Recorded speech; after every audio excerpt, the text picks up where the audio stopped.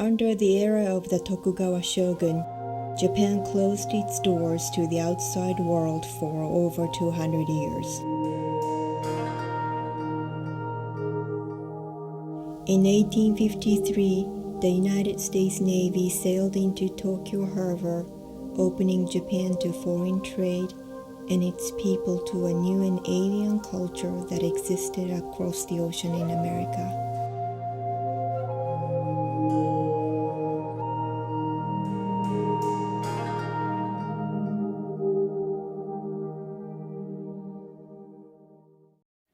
By the beginning of the 20th century, more than 25,000 Japanese had settled in Hawaii and the west coast of the United States. These Issei, which means first generation, worked as field hands, farmers, and shop owners, and began to raise families. Their children, the Nisei, were born to both the traditional Japanese ways of their parents and of the adapted culture in America. The Issei encountered a great deal of anti-Japanese sentiment. They faced resentment and hostility and suffered under exclusion laws that kept them from owning land or becoming citizens. The Immigration Act of 1924 effectively ended the influx of Japanese into the United States. However, the Issei community and their families continued to thrive.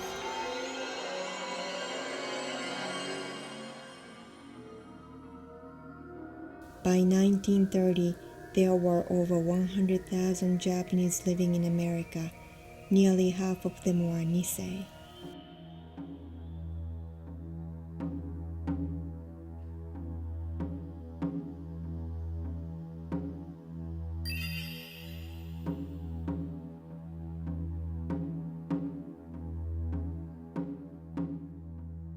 While their community and businesses thrived, the Issei and their children struggled to retain their Japanese heritage in the new land they now called home.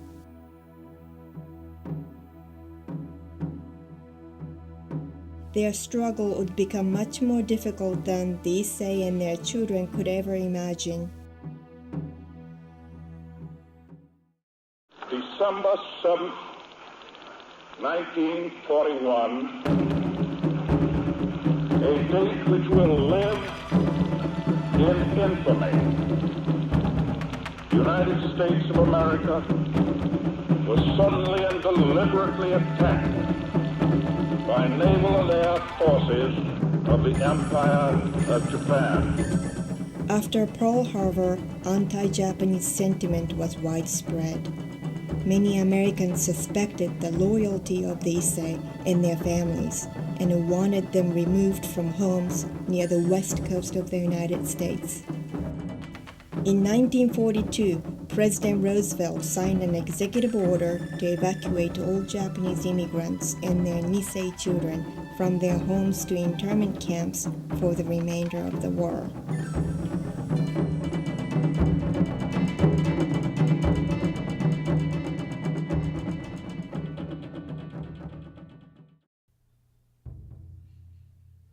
Each Japanese evacuee was allowed to bring only sparse belongings with them to the relocation camps. Even so, the rushed evacuation of over 120,000 people of Japanese ancestry was a massive undertaking.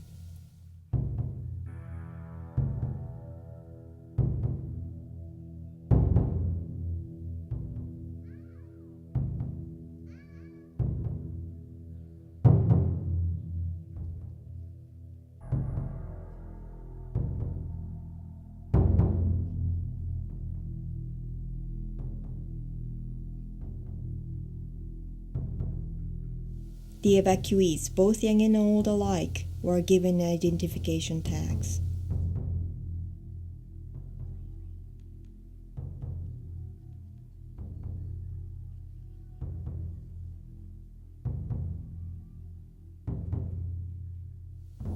The relocation journey took place by truck, bus, car, and train, always under the watch of an armed military guard.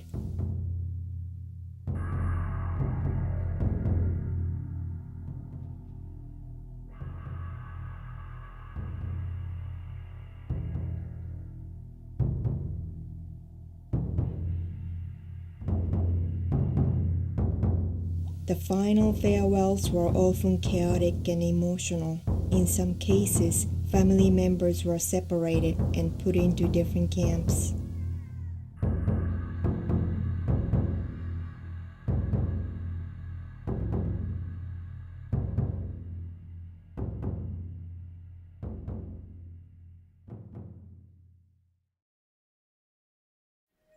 The Issei left behind jobs, homes, farms, businesses, and friends, and faced an uncertain future.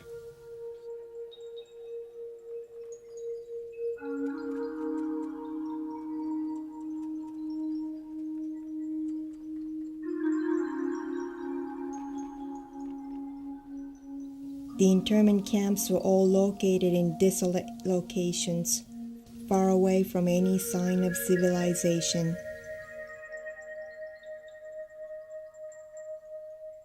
The Issei families arrived at camp, located their belongings, and registered for what they hoped to be their temporary living quarters.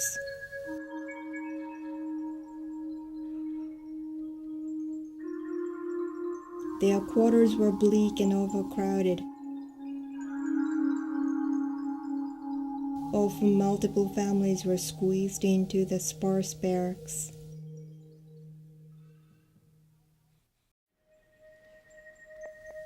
The camps were located in harsh environments, and the internees endured freezing temperature and the ever-present heat from the sun as they stood in line for every aspect of their daily lives.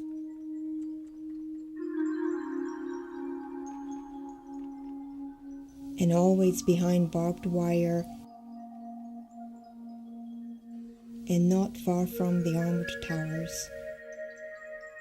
Some Issei died in camp due to inadequate medical care and the emotional stress they encountered.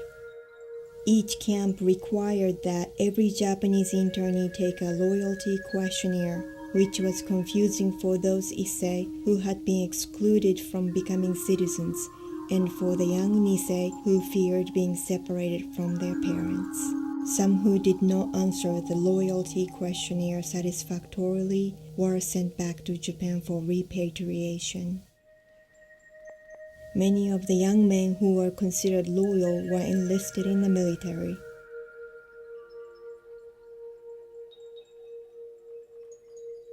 They became members of an all-Nisei unit that fought in Europe and was one of the most highly decorated regiments in the army.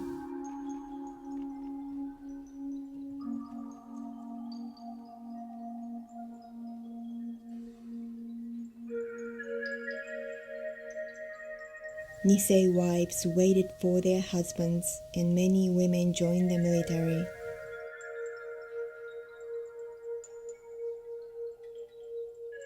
The soldiers returned to their families, many as decorated heroes.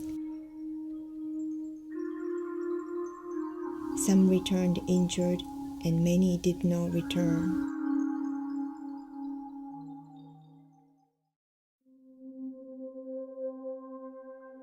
But through it all, the families of the Issei stayed together.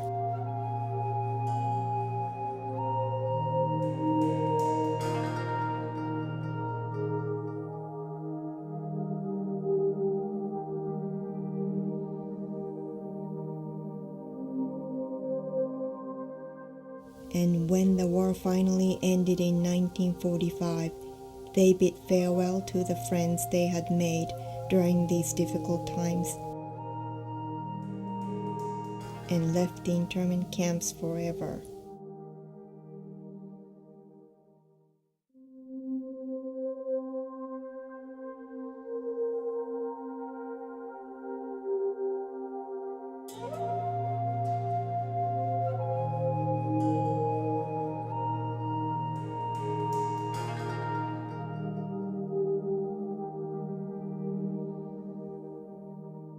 When it was all over, the Issei returned home.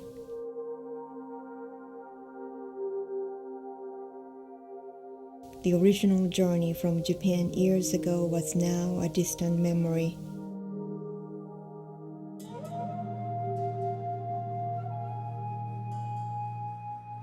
Some returned with new family members, and most with a renewed hope for the future.